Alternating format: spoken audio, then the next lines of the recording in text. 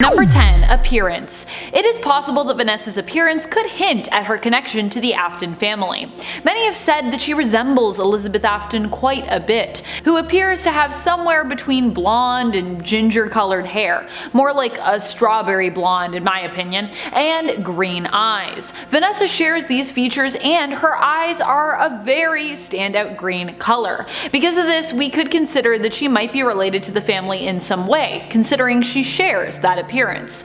Does she resemble Elizabeth so closely because perhaps she is her mother? And has Elizabeth been born yet, or are we meeting Vanessa Afton before she was married and had children? Where this takes place in the timeline, or which reality even, obviously plays heavily into helping us lock in our speculations as bona fide facts. But also, that timeline's a mess, so good luck with figuring that out. Number 9. Our hero. Another reason that Vanessa could be related to Afton is that we could see her be taking on the role of another daughter or some other relation. Perhaps she is the twin sister of Elizabeth who lived and who up till now we did not know about. Vanessa does seem to be possibly following a trajectory similar to Michael Afton's as a hero who is aware of the danger around her and who is set out to stop her father's work, put an end to it, and free those who have become his victims. Now, in this case, not necessarily saving her possible other sister, Elizabeth, who's already been freed we believe at this point, but instead the child known as Gregory.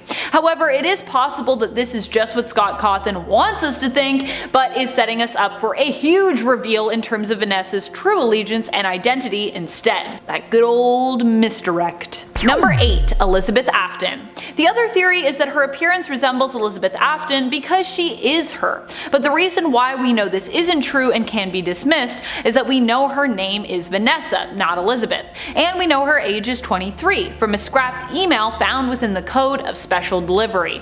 The email lists her as Vanessa A, 23 and working in the security department. Well, it just says security, but I'm assuming it's the security department.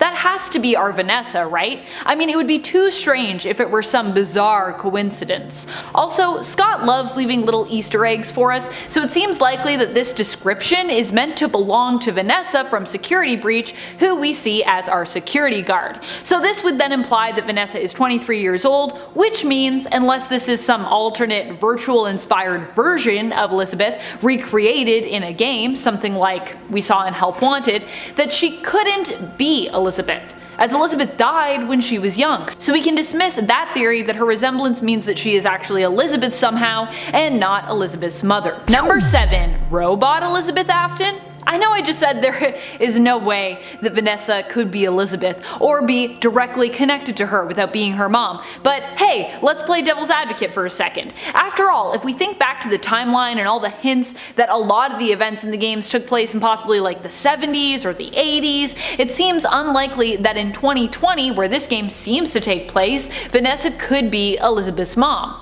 I mean, when was Elizabeth born?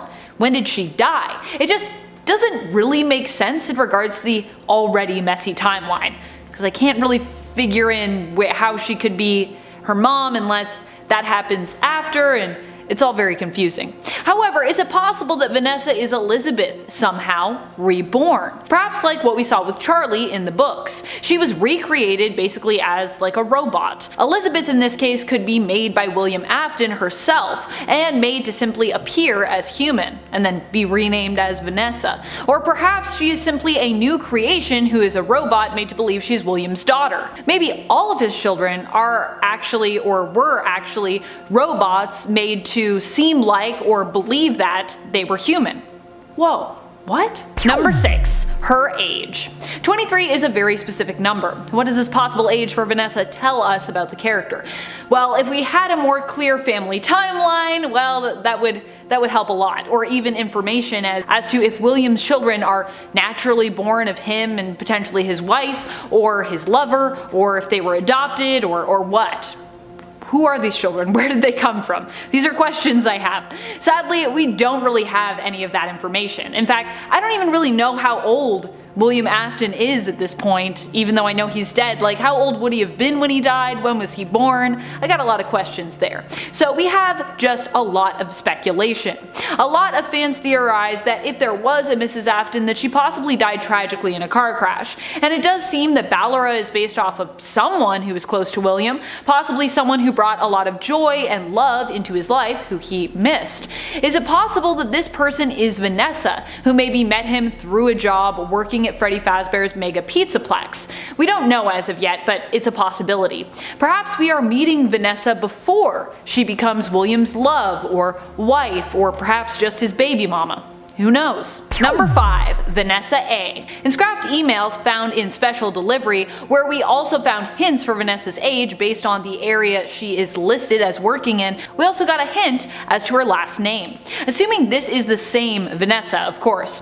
Her last initial is given to us here as A. Obviously, this has driven fans wild and caused them to believe that yes, she is definitely a member of the Afton family tree. Is Vanessa Afton, however, William's wife, or could she be another relative, another child of his, or possibly his sister or his cousin? Perhaps there is a less direct connection to Michael, Elizabeth, and William here that could also be explored. But either way, Afton begins with an A, and Vanessa's last name likely does as well. I love connect the dots Easter eggs like this. I need like a connect the dots FNAF book, and it's just like a bunch of random hints that we've gotten of things, and you have to try to be like, how do these all connect to each other? Someone make me a book like that. I will buy it. Number 4. Vanny. Many have theorized that Vanny and Vanessa are indeed the same person, and we have scrapped and hidden emails from Special Delivery to prove it. There are a few emails addressed to Ness, or Nessie97 as she is known, that imply Ness works for the company. It is believed based on the content of the emails that Ness is indeed Vanny, and we can theorize through these similar names that the two characters are actually one and the same, perhaps different personas belonging to the same person. One of which is infected perhaps with the virus from William Afton, which has her possessed by Glitchtrap, making her kind of like the new Glitchtrap, if you will. Or perhaps her participation is more willfully involved than we suspect. I mean, just because she was referred to as a reluctant follower doesn't mean that she's still one now. Either way, Ness's username of Nessie97 could imply that Ness was born in 1997, as people often use their birth year in usernames to more easily identify themselves and for, memorization purposes, because you usually don't forget what year you were born. If Ness was born in 1997, this would mean by the year 2020 that she would be 23 years old. What? Especially if this game takes place, I think, after September, which I think is her birth month. That's also in the emails. If she is 23, this would match the age that was given to Vanessa A's records in the other scrapped emails. Connect the dots, FNAF edition. Number 3. The new antagonist. Vanessa is also believed to be an Afton because if she is Vanny, she has some murderous tendencies for sure. I mean, she certainly appears menacing and dangerous in the trailer, and once again we also have evidence from the scrapped emails of Special Delivery to back up her sinister presence and possibly plots. It said that a virus was moved into some sort of programming using a false credential which allows those using the credentials to override security protocols on animatronics. Uh-oh. It's also implied that Ness could be the culprit, although her fellow colleague is willing to believe that it wasn't her. Please. I don't know why I laughed at that, but Louis just cracks me up in these emails. He's so needy, and he's so like, please date me, I'm Louis. And I'm like, oh my gosh. Louis, take a hint. I don't think Ness is interested. I'm sorry. We also know that Ness has been buying human-like face masks and has ordered fabric, possibly to build her bunny costume. Number 2. Heir of Afton. Because of Vanny's menacing presence, who many believe to be Vanessa A, or in these emails V_A, another persona just to add to her long lists, we can also find another connection here to the Afton name in the role that the character plays. Vanessa could actually be an active participant participant in this plot who is only pretending to be a good security guard to lure in her prey more easily, which would make sense given what we know of the games and how victims are usually ensnared or entrapped in such a manner in the stories told there. Because of this method, it is possible that Vanessa could actually be the heir of William Afton and either be taking up his last name in honor of him, and maybe she's not directly related, or she could actually be a relative of his, a daughter who has taken up the role of carrying on her father's vision, taking his place as the resident mass murderer of the Freddy Fazbear franchise. Number 1. Animatronic Master. Like a puppet master, you know? There are also theories that Vanessa has gone beyond the villain she aspires to be in terms of her capabilities, not just setting the animatronics loose on innocent victims and altering their safety settings, but in fact manipulating and controlling them remotely, including Vanny. Some think that Vanessa could be an Afton who aspires to be even greater than the person she reluctantly serves, and controls Vanny from afar, not appearing as her. Now, this would also protect her sort of like seeming innocence as well, so pretty smart. People have cited Vanny's jump scare and glowing red eyes as evidence, as well as her constant references to glitching out, implying that if we are in the physical world, that Vanny is actually a robot or animatronic controlled, perhaps even built, by successor Vanessa Afton. Number 10. Rareness of new characters. With the exception of a few, many of the characters we've seen in these games seem to be continuously connected back to the lore of the Aftons. A lot of the humanoid characters in the games that aren't the Aftons simply tend to be their victims in some way. This means that either Gregory is going to be some kind of victim of theirs, or is actually somehow related to the Aftons. More than likely, at least based on what we've seen already. Of course, the same could be said for other new characters, or character, Vanessa and Vanny. Assuming, of course, like I said, that they aren't the same person. Then I guess they're a character. However, it is possible that Gregory will be neither and will simply become a new protagonist separate from the status quo, without him being a full-on murdered victim and without him being related to the Aftons in any way. Like I said though, it is surprisingly rare in the games for us to have a character who has both no connection and doesn't end up somehow hurt or murdered by William, so some people get a little bit of both. Number 9. Freddy and Friends on Tour, Episode 3. We see another connection to the crying child with the third episode of Freddy and Friends on Tour. Almost every episode seems to have some kind of connection to the games in terms of their location, and with episode 3 it almost appears as though the animatronics antics are going on within the house that we see in FNAF 4. The painting at the end of the corridor they run around in, the purple flowers in the vase, and the windows above the doors all evoke some of the feel and look of that house that we see in FNAF 4. This house is believed to be the Afton house, with both Crying Child and his sister Elizabeth each seeming to have bedrooms in this house. Freddy and Friends was created to help tease the release date and contents of Security Breach. So is it possible that this episode is teasing a connection to FNAF 4? And could that connection lie with Gregory? And friends, before we move on to our next spot, if you are loving this list and you want to hear more crazy outlandish theories from our brains, be sure to let us know by giving this video a thumbs up. You know Connor and I have those theories for you, and our wild brains. Number 8. Glamrock Freddy.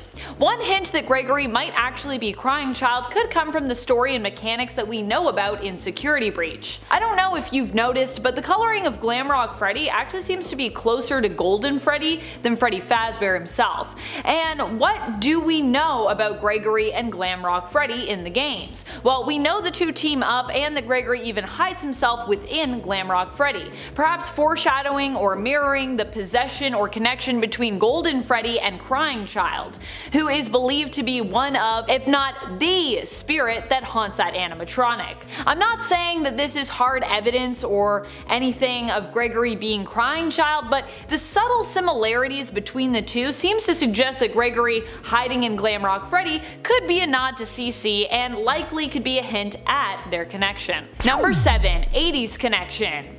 While many people often point to the fact that Security Breach is meant to take place in the modern day and Crying Child was around in the 80s and 70s, you know, living his life, doing his thing, this doesn't actually disprove anything. Now, there are two ways that this could be dealt with. Either security breach with its very 80s motif isn't really set in the modern day, as we've been led to believe, or time travel is a thing and maybe Gregory is the crying child but simply time traveled, perhaps through the ball pit from the 80s Fazbear establishment to the modern day one, the Mega Pizzaplex. I'm just saying that's a lot of 80s styling that we have in this game. Perhaps too much 80s style for it to be considered modern day. I remember when this game was first announced, we were seeing some of the images from it, I was like, I feel like that's going to be in the 80s, and everyone's like, no, it's modern day, Amanda, it's modern day, and I'm like, really? Because I feel like, I know 80s is trendy right now, but I don't know, I'm just saying, if it ends up being in the 80s, that's what I was thinking. Number 6. Kidnapped. This point actually comes out of something I've been pondering on for a while. While initially deep diving into the FNAF security logbook, I had a couple of theories. One was that Crying Child could be Michael Afton, and that Michael perhaps was brainwashed to forget who he was before, or forgot due to brain damage. Crying Child therefore didn't really die, but survived and became Michael in some way. My other theory though was that Crying Child was never really William's child, but instead was kidnapped and brainwashed into thinking he was William's child. In fact, at the time, I thought it would actually make more sense if this were true for all of his children, which in that case could mean that both my theories were true, and Crying Child was kidnapped, brainwashed, seemingly died in the bite of 83, and then was re-brainwashed or reprogrammed to believe he was Michael. So we kinda got like a reset?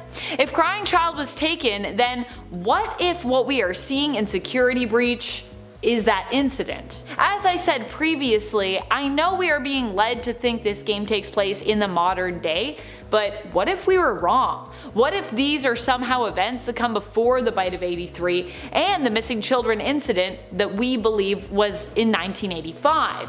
Is it possible? And if so, will Gregory turn out to be the child who goes on to become perhaps Crying Child and later Michael? This could be the incident where Gregory gets taken away and then becomes someone new. Of course, how is Vanny in the game? I feel like that's going to be a question people are going to have, and I don't know, time travel, I'm not sure what's happening there. Number 5. Robo-Children.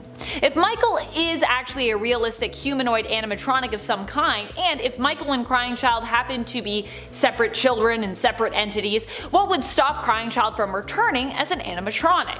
In fact, it is possible that William rebuilt Crying Child as an animatronic, but that Robo-CC escaped his father, and so he simply made Michael from scratch to replace Crying Child. Or perhaps none of these children were ever real, Elizabeth included, and they're all animatronics and have been since day one, and Crying Child just was an animatronic child that ran away. It would make sense considering the mystery of Mrs. Afton continues to go unresolved, and since I'm not really sure who would let someone as strange as William Afton adopt kids. I mean, I guess he wasn't always so strange. Perhaps before the killings he was like a super responsible parent and people were like, yeah, you should totally have kids, you seem like a real nice guy, William Afton.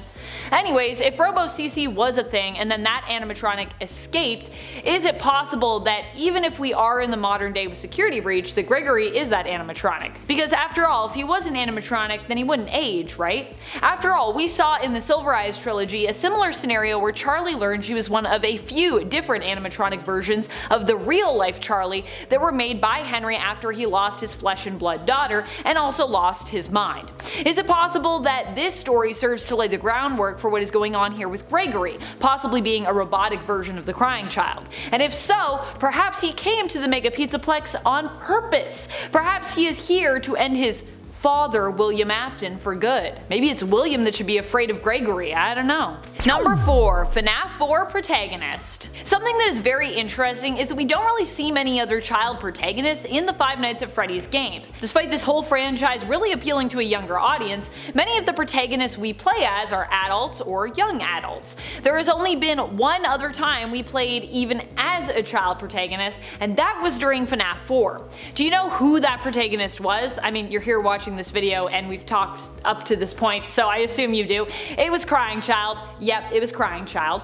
Considering there was only ever one other child protagonist we got to play as, it seems likely that this time around, where we once again play as a child, that we could be playing as the same child from FNAF 4. Now if that's the case, it would mean that Gregory is the Crying Child. Of course, they could be two separate child protagonists, but Just saying, it's really rare. Number 3. The parallels continue. The crazy thing is that the FNAF 4 connections don't really end there with the whole child protagonist part. Not only is Security Breach the only other game with a child protagonist in the franchise thus far, but the stories even overlap somewhat in terms of broad strokes. Both seemingly center around a child who experiences some kind of horror or trauma, ruining a family-friendly place they initially loved. Both also have a child protagonist who is guided or aided in some way by a bear figure who seems to understand the situation that said protagonist is dealing with. Some also think that the purple animatronic hand we see in the trailer that is claw-like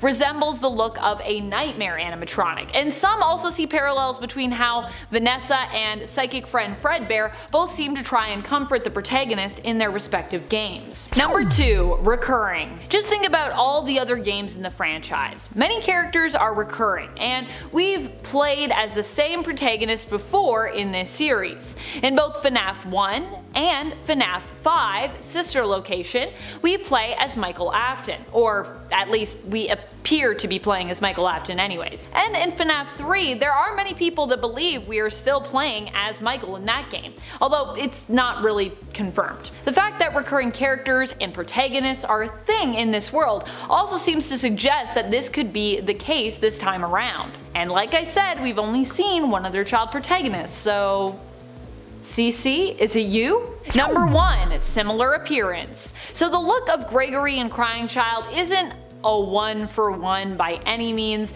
but they do have similarities when it comes to their appearance. Namely, they have the same hair color. I mean, also we don't really know Crying Child's eye color, but they also seem to have the same eye color. They both have dark eyes. Gregory has brown eyes, Crying Child has black eyes, I guess. Not really a thing, so I assume they're supposed to be brown. Also, while we haven't gotten a great look at Gregory's outfit via the trailers, some fans have taken to drawing him with 2 stripes on his shirt, which would also make him resemble Crying Child.